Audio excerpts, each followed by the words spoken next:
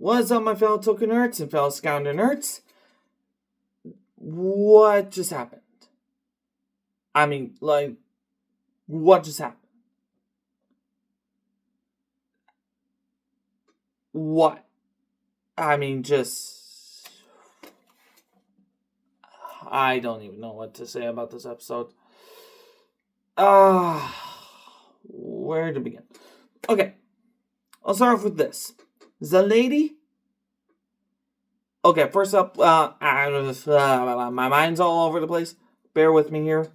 I'm gonna do this in one shot, so sorry in advance for a rough video. So there's that. Oya Yozubaku. We don't get that because, well, A, he got rid of Baku's life in general. And then, that happened in the last episode. So we got straight into the intro, which was cool. I love it. Definitely left room for, more storytelling, I think. You'll let me know on that. And then we got information about the lady, which was code number 2. The lady was code number 2. So, from my understanding from this episode, she was in her dream. Nightmare, some sort of nightmare was involved, which is now confusing because we know that she was running into nightmares and all that. But then we realized that the nightmare that she had brought upon Nem herself. So she's a replica of a bad dream that was brought into the real world. I think this is going to get very confusing as we go further on because at the end we got stuff. So stick around and leave a like and comment down below what you guys think about this episode. Back to my thoughts about it. She is okay. I get you want to protect your daughter. I get that. I'm not a father, but I can understand where that's coming from. But in order for her to protect Nem, she cannot sleep. So that means she hasn't slept in 20 years. 20 years, people. That is insane. That is mentally insane. And I can see where her creepiness comes from. But still, that is creepy as heck. Dang. That's, I don't even know how to give my thoughts about that. Just straight up. It was just creepy as hell. And the way that she treated them was definitely protective mother, but very wrong about the direction that she was trying to do because A, she's creating the nightmares. B, I don't even know. So, moving on. People are starting to grasp on what code is, and they're having a hard time believing that. Fujimi, I can understand, because we saw that Baku did kill Nox. Again, this is going to get confusing later on. Please, stick around. And I can understand that yes, Baku did kill Nox, or Odaka, but he can't do anything about it because he's an agent of code that is a hierarchy higher than the regular police. So there's that. Also, I'm very interested that the lady had time to see Minami, but I can understand why the conversation was that. It's true that Baku did help a lot of people. But I can understand where her sister comes in, worrying that he had to get rid of his Bakuyozu side and replace it with Code 7. There's that.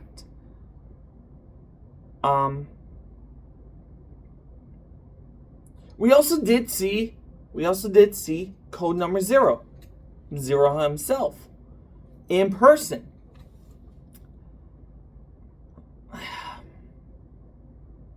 You guys are right.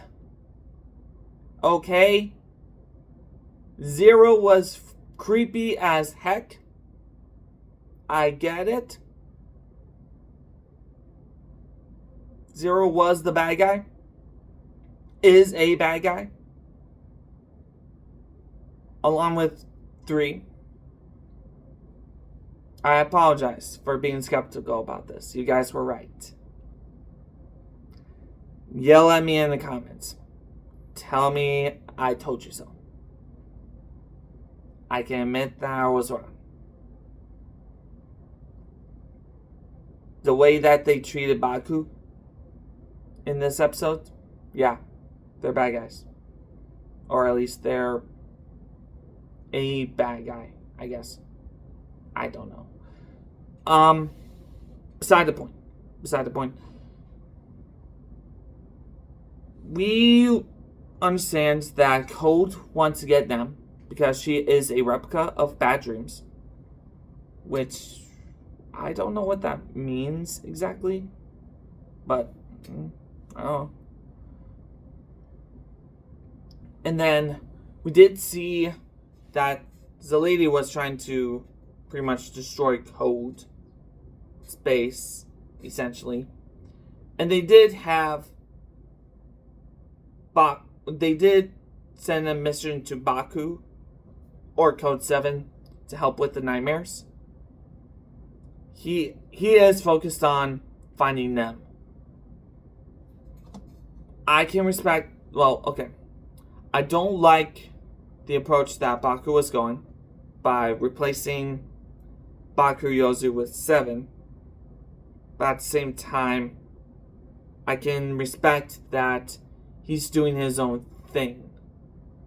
Because he doesn't really trust Code. And he just doesn't vibe with them, basically. I'm not even sure if that's a thing people say nowadays, but moving on.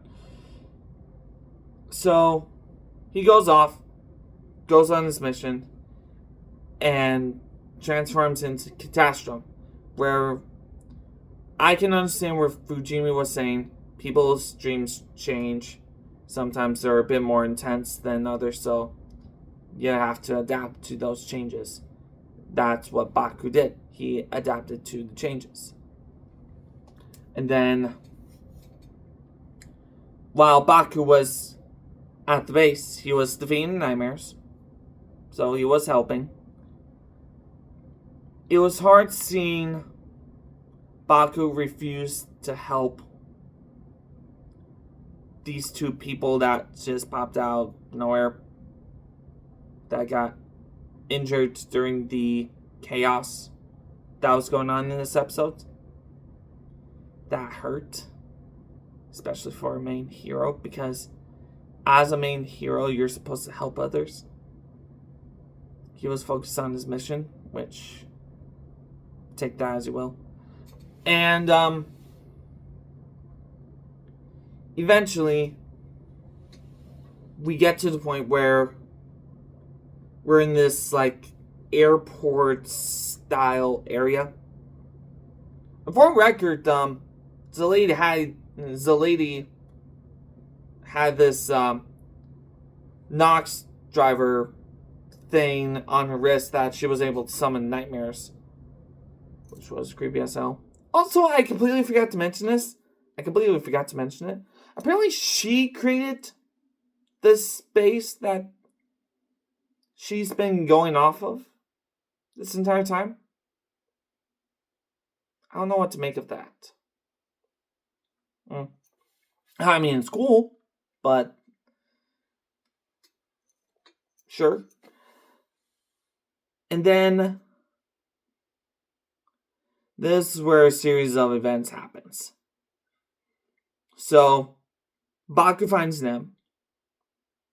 He fights Nightmare, does the Catastrophe Crusher finish. He is about to attack the lady. Nem stops Seven from hurting the lady because, again, the lady's her mom. And once Baku heard this, he hesitated, and then all of a sudden, the backlash of the Catastrophe implodes itself. It dehensions, and it kind of breaks Baku down, a sense. I believe I'm understanding this. I think. But as Lei was about to walk away, code 3 pretty much shoots the lady and then tries to kidnap Nem because, again, she's the replica of Bad Dreams, which, let me know what you guys think of it. We did get to see Code 3 transform into Lord 3. Okay. Now we have all 3 Lords. Sorry, Tega. My initial thoughts are Lord 6 is the better looking one. Okay. I'm torn between Lord 5 and Lord 6. Lord 6, I like the helmets a little bit different. Especially with the eyes. I like that. Lord 5, if you haven't guessed, I like red. I like red. So, there's that. The color system was really cool. Lord 3, I like that he has the shoulder cape similar in a way that the King Ogres had. And I'm not sure if I'm vibing with the neon green. Also, I don't know how I feel about the black eyes. Because we see that in Lord 6 and 5, they do have colored eyes, but Lord 3 doesn't. I mean, it's alright. It's alright, I guess.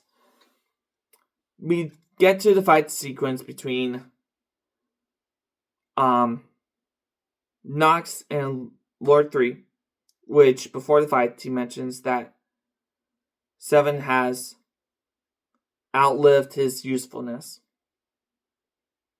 which means he's disposable. We get the fight sequence. They both de-engine.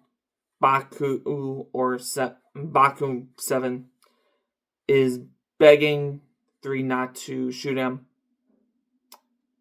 And then 3 does. With 0 saying goodbye.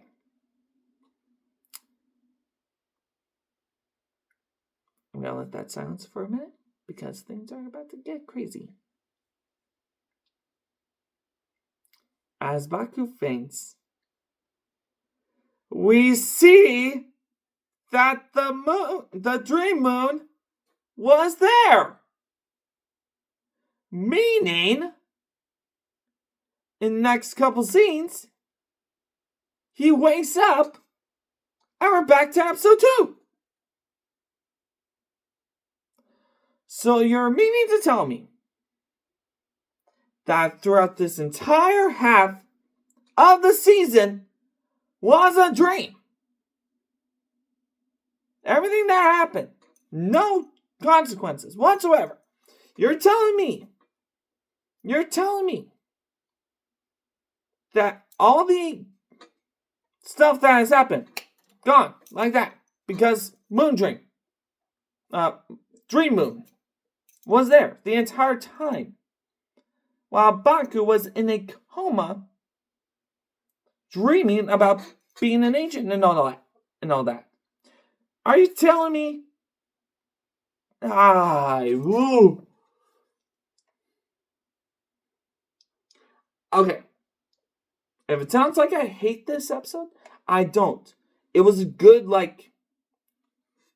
it's like, oh shoot, this is a shock moment. Like, damn.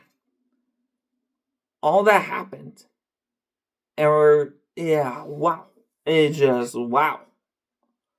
They did that. They pretty much did like a reset. Which, for record in previews, they literally said, one dream ends, another begins. So, what does that mean? Does that mean we're just going to do like a full-on reset in the next couple episodes? Or is there going to be more to this? Because we know for a fact that Kamen Rider Dawn is supposed to come up. But I'll give it this. It did undo the Odaka Kirya 5's deaths. So now, basically, they're still alive. But now I'm wondering, what happens next? This was just, ooh. If you want to talk about roller coasters, please watch Zeztz. If you have not been watching Zeztz, what have you been doing? Kamen has not the best CGI and all that, but it has good story. This is a good story. This is incredible. I mean, I can't wait to see what the next episode brings. I rambled long enough, more than I should. And then, question of the day. What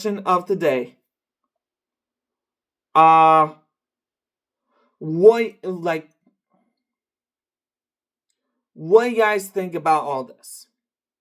Do you like it? Do you hate it? Are you enjoying Zeztz?